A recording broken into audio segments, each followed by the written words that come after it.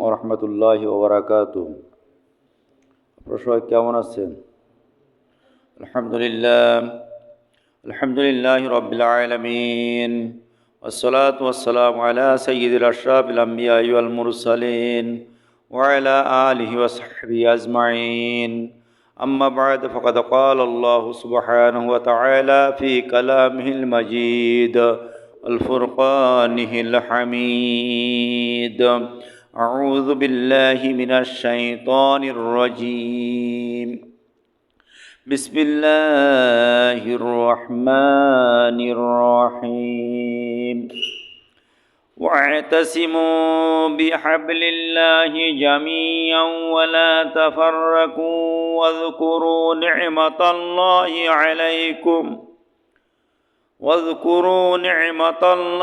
عليكم إذ كنتم أعداء فألف بين قلوبكم فأصبحتم بنعمته إخوانا وكنتم على شفا حفرة من النار فأنقذكم منها كذلك يبين الله لكم آياته لعلكم تهتدون.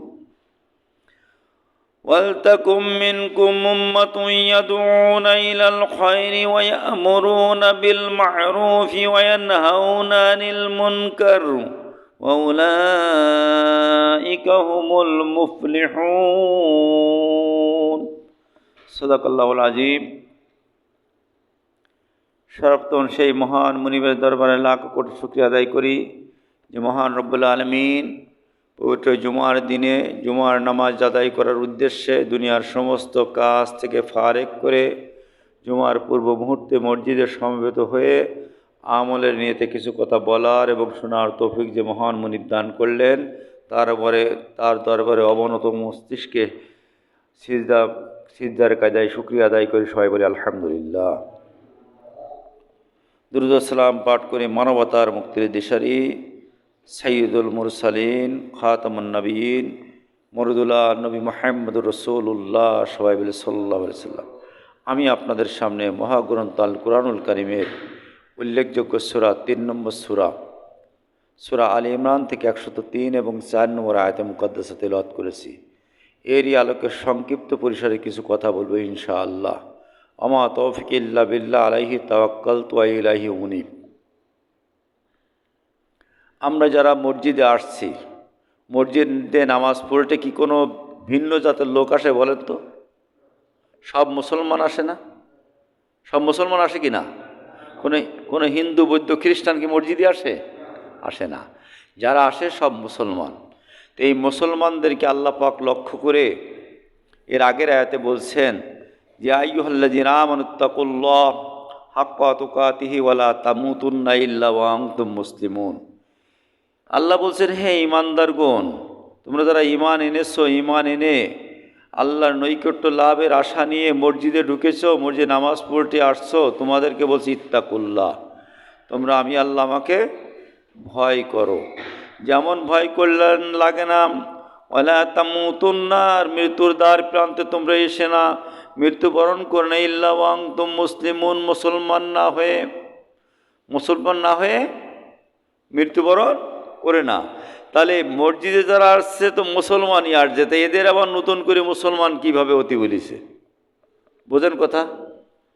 মসজিদে আসছে তো মুসলমান। কোনো হিন্দু আসছে কি? হিন্দু আসে নাই, কোনো বৌদ্ধ আসে নাই, কোনো খ্রিস্টান আসে নাই, অন্য কোনো জাতি মসজিদে আসে না, শুধুমাত্র মুসলিম সম্প্রদায়ের লোকজন মসজিদে আসে। এই মুসলমানদেরকে আল্লাহ পাক ডাক দিয়ে বলছে তোমরা মুসলমান না হয়ে কবরে এসো না। তার কারণ মুসলমান কঠিন একটা জিনিস। মুসলিম বলা হয় কমপ্লিট সারেন্ডার টু আল্লাহ, যারা আল্লাহর কাছে আত্মসমর্পণ করেছে। আত্ম মানে নিজ, সমর্পণ মানে সঁপে দেওয়া, অর্থাৎ নিজেকে আল্লাহর কাছে সম্পূর্ণ সঁপে দিয়েছে, এদেরকে বলা হয় মুসলিম। কিন্তু আমরা মসজিদে অনেকেই আসছি, আমাদের নামাজি জীবনটা, নামাজের সময়টা আল্লাহর কাছে সঁপে দিয়েছি, রোজার সময়টা আল্লাহর কাছে সঁপে দিয়েছি, হজের সময়টা আল্লাহর কাছে সঁপে দিয়েছি, জাকাতের সময়টা আল্লাহর কাছে সঁপে দিয়েছি, রাজনৈতিক সময়টা আল্লাহর কাছে সঁপতে পারে নাই। এরকম লোক আছে না দুই একজন, আছে কি না? আপনি যে রাজনীতি করেন, আপনার রাজনীতির আগে ইসলাম শব্দ যুক্ত আছে কিনা? ইসলামী রাজনীতি আপনি করেন কিনা? আপনার যে পারিবারিক জীবন আছে, ওই পারিবারিক জীবনে ইসলামী পারিবারিক জীবন আছে কিনা? আপনার যে অর্থনৈতিক ব্যবস্থাপনা আছে, অর্থনৈতিক লেনদেন আছে, বেচা কেনা আছে, ওই অর্থনৈতিক লেনদেনের আগে ইসলাম শব্দ যোগ আছে কিনা? আল্লাহ রাব্বুল আলামিন কালামে হাকিমের ভিতরে ডাক দিয়ে বলছেন, ও পৃথিবীর মানুষেরা তোমরা শোনো, আমি তোমাদেরকে বলছি ওয়াতাসিমু বিহাবলিল্লাহি জামিয়া, তোমরা আমার রশিকে মহাগ্রন্থ আল কুরআনুল কারীমকে দৃঢ়ভাবে আঁকড়ে ধরো। জীবনের রঞ্জে রঞ্জে, জীবনের যত পথ আছে, জীবনের যত মত আছে, জীবনের যত চলা আছে, জীবনের যত কর্ম আছে, সমস্ত কর্ম জায়গায়, সমস্ত কর্মস্থলে মহাগ্রন্থ আল কুরআনুল কারীমকে তোমরা আঁকড়ে ধরো। আল্লাহ রাব্বুল আলামিন কালামে হাকিমের অন্যত্র বলছেন, ওমাইয়াবতাগি গায়রাল ইসলামি দীনান ফালা ইউকবালা মিনহু ওয়া হুয়া ফিল আখিরাতি মিনাল খাসিরিন। আমরা মসজিদে আসছি নামাজ আদায়ের জন্য, জুমার নামাজের মধ্য দিয়ে আল্লাহর কাছে জাহান্নাম থেকে পরিত্রাণ চাই আর জান্নাত চাই, ঠিক কিনা? জাহান্নাম থেকে পরিত্রাণ চায় আর জান্নাত চায়। তাহলে যে সমস্ত মানুষ ময়দানে মহাশনে, কিয়ামতের ময়দানে, আখিরাতের দিনে যারা যে সমস্ত মানুষ ক্ষতিগ্রস্ত হবে, ওই মানুষগুলো কি জান্নাত পাবে? পাবে? ক্ষতিগ্রস্ত মানুষেরা সফলতার দ্বার প্রান্তে পৌঁছাইতে পারে না। যে ছাত্র ফেল করে ওই ছাত্রই তো ক্ষতিগ্রস্ত হয়, ঠিক কিনা? যে গোল্ডেন এ প্লাস পেয়ে পাশ করে, গোল্ডেন এ প্লাস পেয়ে যে পাশ করে, ও কি ক্ষতিগ্রস্ত? ক্ষতিগ্রস্ত বলেন? ও কিন্তু ক্ষতিগ্রস্ত না। যে ছেলে ফেল করেছে ওই ছেলে হলে ক্ষতিগ্রস্ত।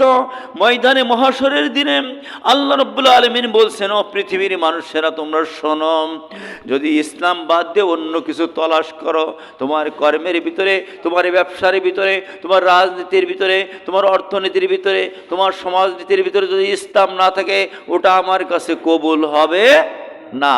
ওমাইয়াবতাগি গায়রাল ইসলামি দীনান ফালা ইউকবালা মিনহু ওয়া হুয়া ফিল আখিরাতি মিনাল খাসিরিন। ইসলাম বাদ দিয়ে যে জীবন ব্যবস্থা তুমি গ্রহণ করেছো, ওটা আল্লাহর দরবারে কবুল হবে না। আর ময়দানে মহাশরে কিয়ামতের দিনে তোমরা ক্ষতিগ্রস্ত হয়ে যাবে। ক্ষতিগ্রস্ত মানুষ হতে চান? জান্নাত হাতছাড়া করতে চান? জাহান্নাম চান কিরা? কিরা হাত উঁচু করে দিন। আছে কেউ? কেউ যাবে না যে জাহান্নাম চাই, সবাই চাই যে আমরা জান্নাত চাই, ঠিক কিনা? সবাই চাই জান্নাত চাই। কিন্তু ক্ষতিগ্রস্ত মানুষ যারা হয়ে যাবে, ওরা কোথায় যাবে? জাহান্নামে যাবে।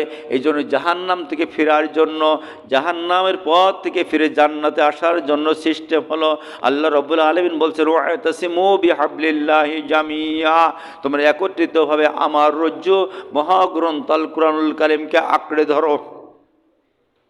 কি করো? আমার কোরআনকে আঁকড়ে ধরো। আল্লামা শামসুল হক ফরিদপুরি রহমাতুল্লাহ আলাইহি, ওনার এক কিতাব ফুরহুল ঈমান কিতাবের ভিতরে উনি লিখেছেন, ও পৃথিবীর মানুষেরা, তোমরা যখন বাজার থেকে গরুর গোশত কেন, ওই গরুর গোশত যদি সিদ্ধ কম হয় আর টুকরোটা যদি একটু বড় হয়, দাঁত দিয়ে তোমরা এমনভাবে চাপিয়ে ধরো, না ছিঁড়া পর্যন্ত ছেড়ে দাও না, দাঁত থেকে সরে না যায়। ইসলামের রশিকে ওর থেকেও শক্ত করে তোমরা ধরো। কার নির্দেশ? আল্লাহর নির্দেশ। আল্লাহ রাব্বুল আলামিন বলছেন, এই জন্য প্রতিটা ক্ষেত্রে আমার রাজনৈতিক অঙ্গনে রাজনীতির আগে ইসলাম আছে কিনা? যার রাজনীতির আগে ইসলাম নাই, যার অর্থনীতির আগে ইসলাম নাই, যার পরিবার নীতির আগে ইসলাম নাই, যার সমাজ নীতির আগে ইসলামী সমাজনীতি নাই, ইসলাম শব্দ যার কাছে নাই, ও প্রকৃত মুসলমান না। প্রকৃত মুসলমান না, প্রকৃত আত্মসমর্পণকারী না। তার কারণ আংশিক আত্মসমর্পণ করেছে, ইসলাম অর্ধেক মেনে নিয়েছে, ইসলাম আংশিক মেনে নিয়েছে, ইসলাম 3 ভাগের 1 ভাগ কেউ মেনেছে, কেউ 80% মেনেছে, কেউ 60% মেনেছে, কেউ 70% মেনেছে, পুরোপুরি মানে নাই। আর আল্লাহ কি পুরোপুরি মানতে বলেছে কিনা? আল্লাহ রাব্বুল আলামিন কালামে হাকিমের ভিতরে সূরাতুল বাকারার 208 নম্বর আয়াতের ভিতরে বলছেন, ইয়া আইয়ুহাল্লাযীনা আমানু দুখুলু ফিস সিলমি কাফা ওয়ালা তাত্তাবিউ খুতুওয়াতিশ শাইতান ইন্নাহু লাকুম আদুউম মুবিন। আল্লাহ বলছেন, ও ঈমানদারগণ, তোমরা ইসলামের ভিতরে পুরোপুরি প্রবেশ করো। এটা মনে হয় মুস্তাহাব নাকি? পুরোপুরি প্রবেশ করা কি মুস্তাহাব না ফরজ? পুরোপুরি প্রবেশ করো। তাহলে পুরোপুরি প্রবেশ করতে গেলে সকল সাইডটা আমার দরকার আছে কিনা? আমার রাজনীতির আগে ইসলাম শব্দ যোগ করার দরকার আছে কিনা? আমার অর্থনীতির আগে ইসলামী অর্থনীতি যোগ করার দরকার আছে কিনা? আমার পরিবার নীতির আগে ইসলামী পরিবার নীতি যোগ করার দরকার আছে কিনা? বলবেন, হুজুর ইসলামী পরিবার নীতি যোগ করলে তো বউ মারতে পারবেন না। বউ মারতে পারবেন না। একটা কথা শুনে রাখেন, এই পৃথিবীর জমিনে যত আম্বিয়া আলাইহিস সালাতু ওয়াস সালাম এসেছেন, কোনো আম্বিয়া কিরাম বউ মারে নাই। স্ত্রীর গায়ে কোনো আম্বিয়া কিরাম হাত তোলে নাই। কুরআন হাতে করে নেই বললাম, কোনো আম্বিয়া কিরাম কোনো স্ত্রীর গায়ে হাত তোলে নাই। বউ মারিছেন কে বলেন? ফিরাউন। বউ মারিছেন কে?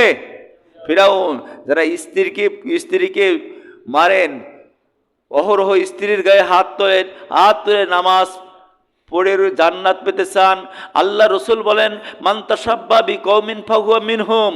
দুনিয়ায় যে জাতিকে তুমি অনুসরণ করবা, যার আদর্শ অনুসরণ করে চলবা, কিয়ামতের ময়দানে তার সঙ্গে হাসর হবে। তা আপনি তো ফিরাউনের আদর্শ অনুসরণ করে স্ত্রীকে মারপিট করেন। কার আদর্শ? ফিরাউনের সঙ্গে হাসর হলে জান্নাত হবে তো? মুসলমানেরা হবে? তাহলে বউ তো ভালো করে মারা যাবে নাকি? আল্লাহ বলছেন, ওয়াতাসিমু বিহাবলিল্লাহি জামিয়া। যারা বিয়ে করে নিরাই বলতিস না, আর যারা বিয়ে করেছি এরা তো চুপ নাকি? বিয়ে যে করে নেওয়ার মারবে কার? ও তো বউ নেই। এই জন্য যারা অতীতে হাত তুলে ফেলেছেন, তওবা করবেন, আর আগামী দিনে এই কাজ করব না। যদি তওবা করেন, তওবা করলে আল্লাহ রাব্বুল আলামিন এই গুনাহগুলো মাফ করে দেবে। তওবা এমন একটা জিনিস, তওবা আমরা শুধু মনে করি মনে হয় আস্তাগফিরুল্লাহ আস্তাগফিরুল্লাহ বললাম আর তওবা হয়ে গেল না। তওবা মানে হলো ইউটার্ন, ওইদিকে যাচ্ছিলাম ওর থেকে ফিরে আসলাম, ওদিকে আর যাব না। যদি কোনো মানুষ পাহাড় পরিমাণ গুনাহ করে, গুনাহ করার পরে তওবা করে ওই গুনাহ জীবনে আর না করে, আল্লাহ রাব্বুল আলামিন ওটা মাফ করে দেবে। একটা ছোট্ট একটা উদাহরণ দিই। মনে করেন আপনার বাড়িতে একটা পুকুর খনন করতেছেন, এসকো আছেন, এসকো মেশিন চেনেন না? এসকো দিয়ে একটা পুকুর খনন করলেন। খনন করার পরে ওই পুকুর একদিন খনন করেছেন, আর জীবনে কোনোদিন ওর থেকে মাটি তোলেননি। আস্তে আস্তে 10 বছর 20 বছর পরে ওই পুকুরটা আস্তে আস্তে বুঝে যাবে কিনা? যাবে কিনা? বুঝে যাবে কিনা? এমনকি ওই বুঝতে বুঝতে ওর পরে এক সময় বাড়িও হয়ে যাবে। যাবে কিনা? পৃথিবীর মানুষেরা ওই এসকো মেশিন দিয়ে, মাটি কাটা মেশিন দিয়ে যে বড় পুকুর কেটেছো, ওই পুকুরের থেকে তোমার যদি বড় গুনাহ হয়ে যায়, আর তুমি যদি পুনরায় ওই গুনাহ না করো, তাহলে ওই পুকুর যেমন বুঝে গেছে, তোমার গুনাহটাও এরকম বুঝে যাবে। আল্লাহ রাব্বুল আলামিন তোমার তওবাটা কবুল করে নেবে কিনা? আর পুকুর, বড় পুকুর আপনি এসকো মেশিন দিয়ে কাটেন নাই, ছোট্ট একটা খানা কেটেছেন, 10 ঝুড়ি মাটি তুলেছেন, প্রত্যেক দিন 1 ঝুড়ি করে মাটি ওর থেকে তুলবেন, ও কি বসবে? ছোট্ট পাপ আপনি আস্তাগফিরুল্লাহ আস্তাগফিরুল্লাহ বলবেন আর প্রত্যেক দিন করবেন, ও গুনাহ কি মাফ হবে? ইউটার ফ্রি আসতে হবে। যে গুনাহ করেছি, পুকুরের মতো গুনাহ, সাগরের মতো গুনাহ, নদীর পানির মতো গুনাহ আল্লাহ আমি করে ফেলেছি, আর জীবনে করব না। মানব জীবনে আমাদের সমাজ যেমন পুকুরটা আস্তে আস্তে মাটি আর না কাটার কারণে পুকুরটা বুঝে গেছে, আল্লাহ রাব্বুল আলামিনও আপনার আমার জিন্দেগির গুনাহ খাতাগুলো মুছে দেবেন, মাফ করে দেবেন। সবাই বলে সুবহানাল্লাহ। তাহলে তওবা বুঝছেন তো কি? আস্তাগফিরুল্লাহ মুখে বলবো, কাজে করব না, তাহলে কি হবে? হবে না। এই জন্য আল্লাহ রাব্বুল আলামিন স্পষ্টভাবে বলেছেন, ওয়াতাসিমু বিহাবলিল্লাহি জামিয়া। ও পৃথিবীর মানুষেরা, তোমরা আমার রশি মহাগ্রন্থ আল কুরআনুল কারীমকে জীবনের প্রতিটা সেক্টরে আঁকড়ে ধরো। পারবো তো ইনশাআল্লাহ? যদি এইটাই পানি পরে ময়দানে মহাশর যেদিন হবে, ওই দিন আল্লাহ রসুলের শাফাত মিলে যাবে। তার কারণে আল্লাহ রাব্বুল আলামিন কালামে হাকিমের ভিতরে অন্যত্র বলেছেন, সূরা আহজাবের ভিতরে বলেছেন, লাকাদ কানা লাকুম ফি রাসূলিল্লাহি উসওয়াতুন হাসানা লিমান কানা ইয়ারজুল্লাহ ওয়াল ইয়াউমাল আখিরা ওয়া যাকারাল্লাহা কাসীরা। ও পৃথিবীর মানুষেরা, যদি তোমরা আমি আল্লাহ আমার সন্তুষ্টি হাসিল করতে চাও, আমি আল্লাহ আমাকে ভালোবাসতে চাও, আমি আল্লাহ আমার সঙ্গে দিদার নিতে চাও, আমার সাক্ষাৎ নিয়ে জান্নাতে যেতে চাও, হায়াতে জিন্দেগিতে যে কয়দিন জীবিত আছো, নবী মুহাম্মদ সাল্লাল্লাহু আলাইহি সাল্লামের আদর্শ মেনে নাও। নবী মুহাম্মদ সাল্লাল্লাহু আলাইহি সাল্লামের আদর্শ মেনে নাও। আল্লাহর নবী বিশ্ব নবী মুহাম্মদ রাসূলুল্লাহ সাল্লাল্লাহু আলাইহি সাল্লাম কখনোই জাহিলি সভ্যতার কাছে মাথা নত করে নাই, জাহিলি আইন দিয়ে বিচার পরিচালনা করে নাই, জাহিলি রাজনীতি আল্লাহ রসুল কখনো করে নাই। করেছে? আল্লাহ রসুল কখনো করে নাই। আল্লাহ নবী মক্কায় 13 বছর দিনের দাওয়াত দিয়ে লোক তৈরি করার পরে মক্কা থেকে যখন টিকতে না পারলেন, আল্লাহর নির্দেশে মক্কা থেকে মদিনায় হিজরত করতেছেন। রাতের অন্ধকারে একজন সাথী নিয়ে, আবু বকর সিদ্দিক রাদিয়াল্লাহু তাআলা আনহুকে সাথী নিয়ে সঙ্গে নিয়ে মক্কা থেকে মদিনায় হিজরত করতে যাচ্ছেন। প্রতিমধ্যে আল্লাহ রাব্বুল আলামিন জিবরাইল আলাইহিস সালাতু ওয়াস সালামকে পাঠিয়ে দিয়ে বললেন, ও জিবরিল, যাও যাও আমার হাবিবের কাছে যাও, আমার হাবিবকে সালাম জানাও, সালাম জানাই দোয়া শিখে দাও। আমার কাছে আল্লাহ রসুল চাক, আমার হাবিব চাক, রব্বি আদখিলনি মুদখালা সিদকিন ওয়া আখরিজনি মুখরাজা সিদকিন ওয়াজআলনি মিন লাদুনকা সুলতানান নাসীরা। আল্লাহ, আমাকে নিরাপদে তুমি মক্কা থেকে মদিনায় পৌঁছায় দাও, আর আমার হাতে সুলতানে নাসিরে দাও, আমার হাতে রাষ্ট্র ক্ষমতা দাও। আমি যদি রাষ্ট্র ক্ষমতা না পাই, এই কোরআন দিয়ে এই সমাজ পরিবর্তন করতে পারবো না। মদের আইন আমি কার্যকর করতে পারবো না, সুদের আইন আমি কার্যকর করতে পারবো না, ঘুষির আইন আমি কার্যকর করতে পারবো না, জিনার আইন আমি কার্যকর করতে পারবো না। বুঝছেন? জিনার আইন আমি কার্যকর করতে পারবো না। আল্লাহ, এই সমাজ থেকে মদ মুক্ত, এই সমাজকে শোষণ মুক্ত, এই সমাজকে জুলুম মুক্ত, এই সমাজ দুর্নীতি মুক্ত করার জন্য আল্লাহ কোরআনের আইনের বিকল্প কিছু না, এই জন্য সুলতানে নাসির আমাকে দান করো। আল্লাহ রসুল চেয়েছেন সুলতানে নাসির, আর আপনি আমি চাই ব্রিটিশ আইন। মিল আছে তো? মিল আছে? রাসূলের আইনের সঙ্গে, রাসূলের কর্মের সঙ্গে আপনার আমার কর্মের মিল আছে। আল্লাহ রাব্বুল আলামিন কালামে হাকিমের ভিতরে সূরা সফের 9 নম্বর আয়াতের ভিতরে বললেন, ওয়াল্লাযী আরসালা রাসূলাহু বিল হুদা ওয়া দীনিল হাক্কি লিইযহিরাহু আলাদ দীনি কুল্লিহি ওয়ালাউ কারিহাল মুশরিকুন। আমি আমার রসুলকে দ্বীনি হক সত্যের বিধান মহাগ্রন্থ আল কুরআনুল কারীম দিয়ে দুনিয়ার বুকে প্রেরণ করেছি। যত জাহিলিয়াত আছে, যত অসভ্যতা আছে, যত মানব রচিত জীবন ব্যবস্থা আছে, সমস্ত মানব রচিত জীবন ব্যবস্থার পরে কুঠারাঘাত এনে মহাগ্রন্থ আল কুরআনুল কারীমকে বিজয়ী শক্তি হিসাবে প্রতিষ্ঠিত করবে। এটা মুশরিকরা চাবে না। এরা কারা চাবে না? মুশরিকরা চাবে না। আজকের যারা বামপন্থী রাজনীতি করে বাংলার জমিনে, যারা কোরআন বিরোধী রাজনীতি করে, যারা কোরআনের সৈনিক, যারা কোরআন প্রতিষ্ঠা করতে চায়, এদেরকে যারা বাধা দেয়, এরা মুশরিক। এরা কি মুশরিক? কার কথা? আল্লাহর কথা। আল্লাহ রাব্বুল আলামিন সূরা ইউসুফের 106 নম্বর আয়াতের ভিতরে বলছেন, ওয়ামা ইউমিনু আকসারুহুম বিল্লাহি ইল্লা ওয়া হুম মুশরিকুন। অধিকাংশ লোক ঈমান আনয়ন করে, ঈমানদার ভাব করে মসজিদে যায়, মসজিদের সামনের কাতারে দাঁড়ায়, কোরআন শরীফ মাঝে মাঝে খতম করে মানুষের সঙ্গে চলে, চিল্লা দেয়, কিন্তু কোরআনের রাজ কায়েমের চেষ্টা করে না। এরা হলো মুশরিক। ওয়ামা ইউমিনু আকসারুহুম, বেশি সংখ্যক লোক ঈমান আনয়ন করে, ইল্লা ওয়া হুম মুশরিকুন, এরা হলো মুশরিক। কিন্তু বেশি সংখ্যক লোক আবার এর ভিতরে মুশরিক। কেন মুশরিক? আল্লাহ রাব্বুল আলামিন কালামে পাকের ভিতরে অন্যত্র বলেছেন, সূরা নিসার 150 নম্বর আয়াতের ভিতরে বলেছেন, তারা বলে, ওয়ায়াকুলুনা নুমিনু বিবাদিন ওয়া নাকফুরুনা বিবাদ ওয়া ইউরিদুনা আন ইয়াত্তাখিযু বাইনা যালিকা সাবিলা উলাইকা হুমুল কাফিরুনা হাক্কা ওয়া আতাদনা লিল কাফিরিনা আযাবাম মুহিনা। আল্লাহ বলে দিলেন, কিছু কিছু লোক আছে, ওয়ায়াকুলুনা মুজারের সিগা, প্রেজেন্ট ফিউচার, বর্তমান ভবিষ্যৎ দুটো অর্থ দেয়। এখন বলতেছে অদূর ভবিষ্যতে বলবে ইয়াকুলুনা নুমিনু বিবাদ, এটা মুজারের সিগা। আমরা তো কোরআনের কিছুর পরে ঈমান এনেছি, হুজুর নামাজ পড়ি, গাট্টি বুসারি মসজিদে ঘুরি, চিল্লা দিই, হুজুর কিছু তো মানি। ও নাকফুরুনা বিবাদ, শুধুমাত্র অর্থনীতি, সমাজনীতি, রাজনীতি, এই কয়টা মানি না। রাজনীতি যদি ইসলামী মানতে যাই, তাহলে তো আমার সুদীর ব্যবসা চলে না। ইসলামী অর্থনীতি যদি মানতে চাই, আমার সুদীর ব্যবসা চলে না। ইসলামী পরিবার নিতে চাই, পরকিয়া করা চলে না। ইসলামী পরিবার নীতি যদি মানতে চাই, স্ত্রীকে মারপিট করা চলে না। ফেসবুক, ইন্টারনেট, ইউটিউবের মাধ্যমে পরনারীর সঙ্গে গল্প করা চলে না। হুজুর এই কয়টা মানি না, আর কয়টা মানি? আল্লাহ বলছেন, এই জাতীয় লোক যারা আছে, এরা যেদিকে পড়ে পানি ওই দিকে ধরে সাথী, মধ্যম পন্থা অবলম্বন করে চলে। কি পন্থা?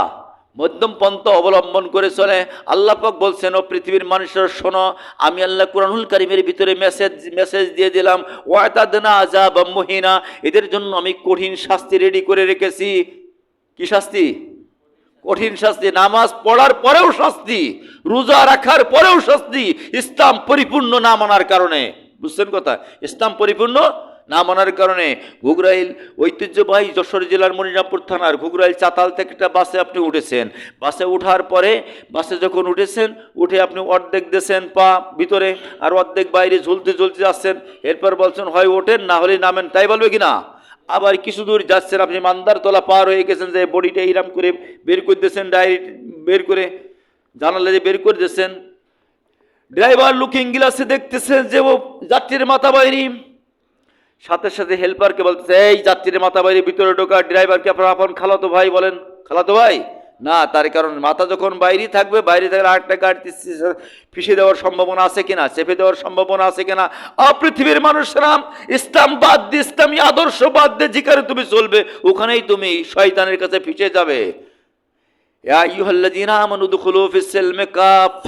তোমরা ইসলামের ভিতরে পুরোপুরি প্রবেশ করো। ওয়ালা তাত্তাবিউ খুতুওয়াতিশ শয়তান, আর শয়তানের পদঙ্ক অনুসরণ করে না। কার পদঙ্ক? শয়তানের পদঙ্ক অনুসরণ করে না। ইন্নাহু লাকুম আদুউম মুবিন, সে তোমাদের প্রকাশ্য দুশমন। ইসলাম যেখানে নাই ওখানে আছে শয়তানের রাজত্ব। ওখানে কি আছে? যে রাজনীতির আগে ইসলাম শব্দ যুক্ত নাই, যে অর্থনীতির আগে ইসলাম শব্দ যুক্ত নাই, ওখানে হলো শয়তান যুক্ত আছে। আছে কিনা? এই পৃথিবীর মানুষ দুই শ্রেণীর, দুটো ইবাদত করে, দুই ব্যক্তির ইবাদত করে এই পৃথিবীর মানুষ। একটা হলো আল্লাহর ইবাদত, আর একটা হলো শয়তানের ইবাদত। বুঝছেন কথা? আল্লাহর ইবাদত আর শয়তানের ইবাদত করে। এখন আল্লাহর ইবাদত কিছু করবেন আর শয়তানের ইবাদত কিছু করবেন, তা কি হবে? মসজিদে আসেন, মসজিদে এসে আপনি মসজিদে প্রথম কাতারে দাঁড়িয়ে বলেন, ও আল্লাহ আমাকে জান্নাত দান করো, আমার জীবনের গুনাহ খাতাগুলি মাফ করো। আর বাইরে যেই আপনি কোরআন বিরোধী রাজনীতি করেন, কোরআন বিরোধী অর্থনীতি করেন, যে নেতা নামাজ পড়েন ওই নেতার পাশে করেন, যে নেতা রোজা রাখেন ওই নেতার পেশা পাস করেন, যে নেতা ধর্ষণের সেঞ্চুরি পালন করেন ওই নেতার পাস করেন, যে নেতা তিন বেলা গাঁজা খায়, যে নেতা মদ খায়, যে নেতা রাস্তার ইট চুরি করে, যে নেতা রাস্তার গম চুরি করে, যে নেতা কাবিখার মাল চুরি করে, যে নেতা মানুষের কাঠ করতে যে টাকা নেয় ওই নেতার পাস করেন। তাহলে এখানে একটা বলতে করতেছেন আল্লাহ জান্নাত চায়, আর বাইরে যাই যে নেতা জান্নাত বিরোধী কাজ করে ওই নেতার পাশে ঘুরে কিভাবে জান্নাতে আশা করা যায়? আশা করা। আল্লাহ রাব্বুল আলামিন বলছেন, উলাইকা হুমুল কাফিরুনা হাক্কা, এরা হলো নির্ভেজাল কাফের। এরা কি? নির্ভেজাল কাফের। আল্লাহ রাব্বুল আলামিন কালামে পাকের ভিতরে বলছেন, সূরাতুল বাকারার 85 নম্বর আয়াতের শেষ অংশে, আফাতুমিনুনা বিবাদিল কিতাবে ওয়া তাকফুরুনা বিবাদ ফামা জাযাউ মান ইয়াফআলু যালিকা মিনকুম ইল্লা খিজুন ফিল হায়াতিদ দুনিয়া ওয়া ইয়াউমাল কিয়ামাতি রাদ্দুনা ইলা শাদ্দিল আযাব। ও পৃথিবীর মানুষেরা, ও ঈমানদাররা, তোমরা কি মনে করেছো তুমিনুনা বিবাদিল কিতাব, আমি কিতাবের কিছু অংশ মানব, কিছুর পরে মানব, শুধু নামাজের আয়াতগুলো মানব, রোজার আয়াতগুলো মানব, রাজনীতির গুলো ছেড়ে দেব, অর্থনীতির গুলো ছেড়ে দেব, এমনটি যদি করো, ইল্লা খিজুন ফিল হায়াতিদ দুনিয়া, দুনিয়ার জীবনে তোমার লাঞ্ছনা সে ধরবে, ওয়া ইয়াউমাল কিয়ামাতি রাদ্দুনা ইলা শাদ্দিল আযাব, আর কিয়ামতের ময়দানে তোমার জন্য কঠিন আযাবের ব্যবস্থা আছে। আযাব কি জান্নাতুল ফেরদাউসে হবে? 8টা জান্নাতের কোন জান্নাতে আযাব হবে? তাহলে যাবে কোথায়? জাহান্নামে যাবে। জাহান্নামে যেতে চান? আমরা আল্লাহ কবুল করে নিক, জাহান্নাম আমাদের জন্য চিরতরে আল্লাহ হারাম করে দিক, জান্নাতের 8টা দরজা খুলে দিক। সকালে বলেন আমিন। এই জন্য ফিরে আসতে হবে কোরআনের পথে। কার পথে? কোরআনের পথে। আল্লাহ বলছেন, ওয়াতাসিমু বিহাবলিল্লাহি জামিয়া, তোমরা একত্রিতভাবে, দৃঢ়ভাবে, সমষ্টিগতভাবে আমার রশি মহাগ্রন্থ আল কুরআনুল কারীমকে আঁকড়ে ধরো। যে নেতার কাছে কোরআন নাই, যে নেতা নামাজ পড়ে না, ওই নেতা আমার নেতা হতে পারে না। পারে? ওই নেতা আমার নেতা হতে পারে না। আমার নেতা, তোমার নেতা, বিশ্বনবী মোস্তফা। কোন নেতা? বিশ্বনবী মোস্তফা। নবী মুহাম্মদ সাল্লাল্লাহু আলাইহি ওয়াসাল্লামের আদর্শ যে নেতার কাছে আছে, নবী মুহাম্মদ সাল্লাল্লাহু আলাইহি ওয়াসাল্লামের মুখ ভরা দাড়ি ছিল, নবী মুহাম্মদ সাল্লাল্লাহু আলাইহি ওয়াসাল্লাম 5 ওয়াক্ত নামাজ পড়তো, নবী মুহাম্মদ সাল্লাল্লাহু আলাইহি ওয়াসাল্লাম মসজিদের ইমামতি করতো, নবী মুহাম্মদ সাল্লাল্লাহু আলাইহি ওয়াসাল্লাম রাষ্ট্রের ইমামতি করতো, নবী মুহাম্মদ সাল্লাল্লাহু আলাইহি ওয়াসাল্লাম সমাজের এমন কোনো সেক্টর নেই যেখানে ছিল না। ওই রকম নেতা যেখানে আছে, ওনার আদর্শ যার ভিতরে আছে, আমরা তাকে নেতা হিসেবে মেনে নেব। পারবো তো?